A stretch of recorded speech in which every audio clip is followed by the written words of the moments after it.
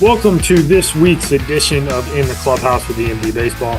I'm Andy Kirikides, joined by my wonderful co-host rocking this sweet green Jordan zip-up hoodie right now. Keith Glasser, how we doing?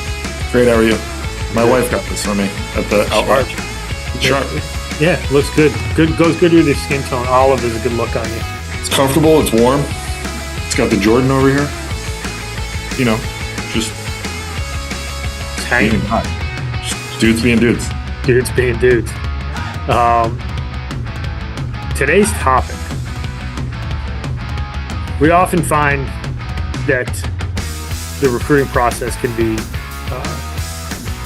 get people caught up in the end result. We're specifically speaking to 26s and 27s right now. Hopefully more so the 27s, but either way. But not losing sight of what's right in front of you. It doesn't mean those long-term goals of playing college baseball don't matter. It doesn't mean they don't go away. It doesn't mean that you shouldn't start to execute your recruiting plan. But we're in the middle of January. If you're a 27, if you're a 26 who hasn't made varsity, let's check that box first.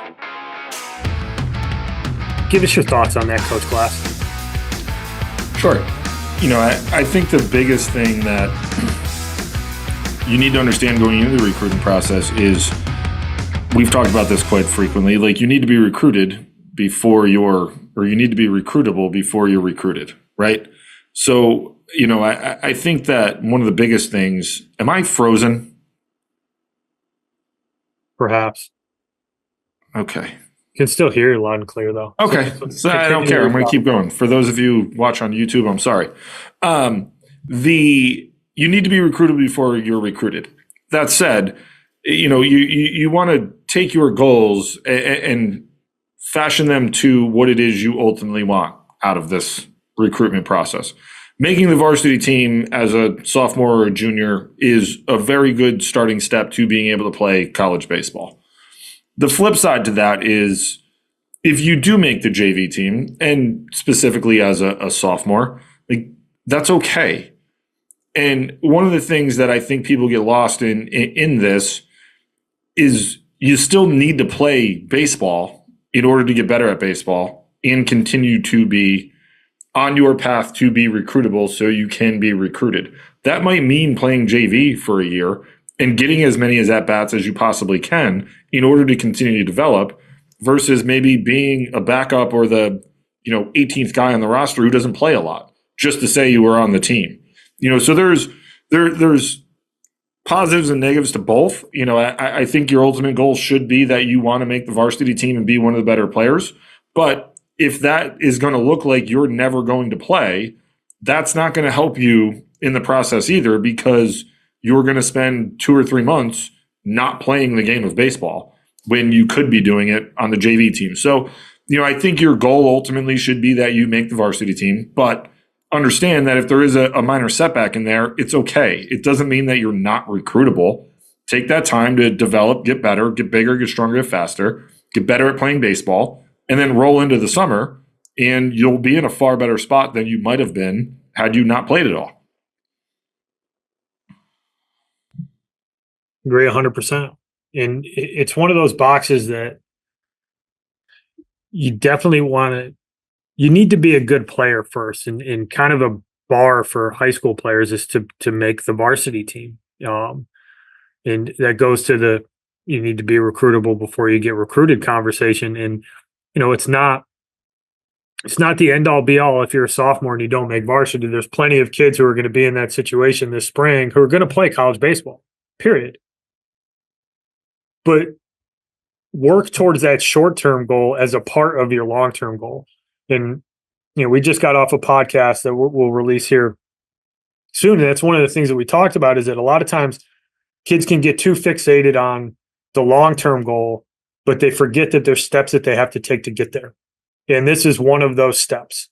One of those steps is, can we put together a good enough performance where we can make our varsity team, whether it happens as a sophomore, a freshman, or as a junior. That should be a checkpoint for you in the recruiting process to validate where you are and help guide you throughout your process. But you're in this January, February, March timeframe for the guys in the Northeast. Like, you don't play until April. Bust your ass and put yourself in a position, because you've been doing the stuff in the weight room, you've been doing your skill work, you've been eating right, you've been sleeping right, and give yourself the best chance possible to make that varsity team. And that's one step closer to being a recruitable player. And it's important not to lose sight of some of these short-term things, because one, you only get to play high school baseball once, right? And to just completely dismiss that as something that you need to work towards and something you need to enjoy would be a big mistake. The second part of it is, it's really hard to get recruited if you can't check that box first. So having some short-term focus on the things that are right in front of you doesn't negate your long-term goals. It actually enhances them, and it gives you something to work towards that's attainable in the short term versus that long-term goal of playing college baseball. Because we've talked about it a lot. Most 2026s, you're not going to get your attention until June, July, and August. For most 2027s, your recruiting process, and by most, I'm talking 99% of kids, your recruiting process isn't going to really heat up until this time next year and next spring and summer. So you'd be remiss to not focus on being a really good high school player and sacrifice that and solely be focused on the recruiting portion of it, because you got to check that box first. Yeah, and I think the other thing, a couple other caveats to this. One, it's obviously going to depend on the type of high school program you're in, right? Like, if you're at a private school and, baseball's a thing and it's going to be heavily loaded with juniors and seniors, like, hey, if you make the JV team, so be it. Let's continue to work towards what you want. The other thing, and I think this is a point that I have pointed more towards the coaches, is if you have guys that could potentially, aspire to play college baseball, and, you're just going to keep them on the varsity team to be a guy that could potentially play, like, you might be delaying his development by not letting him play JV baseball to get better, and just to put him on the varsity team for quote unquote experience. You're not going to get a whole hell of a lot of experience sitting on the bench. Like, you might learn, but you're going to get more experience playing. And I think that sometimes that gets lost on some people. And I think that's an important point to make. And if you're a kid or a family in that situation, like, you might want to fight to go to play on the JV team to get the burn, get the at-bats, get the game speed play, so that this summer you can put yourself in a far better spot. It's a very good point, Coach. I'm glad you brought it up. Anything else you'd like to add? Yeah, I mean, it's not an indictment on the coaches, right? I know there's a lot of good coaches out there that do that. I just think that sometimes there's you pull guys up because you want the experience in a couple of years, and you kind of delay that development because there's not a lot going on, from a gameplay standpoint. So just something to think about. But I think that you're dead right that if you're a 27, like, your recruiting process is way more the spring and summer of 2026, not really 2025. So you want to make sure that you're doing all the things it is that you need to do in that long-term goal, the slow burn, if you will, this year, to make sure that you're putting yourself in a really advantageous position this high school season, this summer, this fall, into the winter and into next year. So you put yourself in a really good spot to be recruited in the summer and spring of 2026. Well said.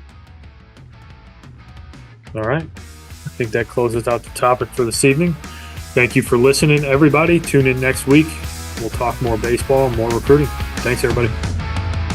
Thank you for listening this week. If you're watching on YouTube, go ahead and hit that subscribe button and smash that like button for us.